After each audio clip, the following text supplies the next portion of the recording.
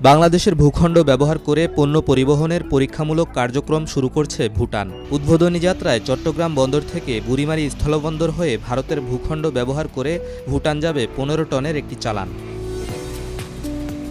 বাণিজ্য মন্ত্রণালয়ের কর্মকর্তারা জানান, দ্বিতীয় ট্রায়াল রান সফলভাবে শেষ হলেই চট্টগ্রাম বন্দর ব্যবহার করে ৬৮৪ কিলোমিটার পথ পাড়ি দিয়ে নিয়মিত পণ্য পরিবহন করতে পারবে স্থলবেষ্টিত দেশটি। বাণিজ্য সচিব মাহবুবুর রহমান জানান, ভুটানের পণ্য পরিবহনের সুবিধার্থে বন্দর কর্তৃপক্ষ এবং জাতীয় রাজস্ব বোর্ড এনবিআরকে ইতিমধ্যে লিখিত সম্মতি দেওয়া হয়েছে। তিনি আরও জানান, ভুটানের প্রধানমন্ত্রীর চলমান সফরে দুদেশের বাণিজ্য মন্ত্রণালয়ের মধ্যে বাণিজ্য বা বিনিয়োগ সংক্রান্ত কোনো বৈঠক হবে না। আগামী জানুয়ারিতে ভুটানের সঙ্গে বাণিজ্য সচিব পর্যায়ের বৈঠক অনুষ্ঠিত হওয়ার কথা রয়েছে।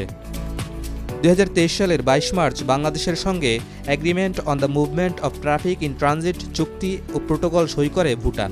২০২৪ সালের এপ্রিলে ভুটানে বাণিজ্য সচিব পর্যায়ের বৈঠক হয়।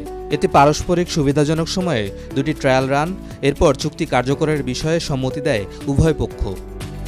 গত অক্টোবরে একটি নোট ভার্বালের মাধ্যমে ভুটান জানায়, প্রথম ট্রায়াল রানের জন্য ১৫ টনের একটি চালান চট্টগ্রাম বন্দরের উদ্দেশ্যে লোড করা হয়েছে।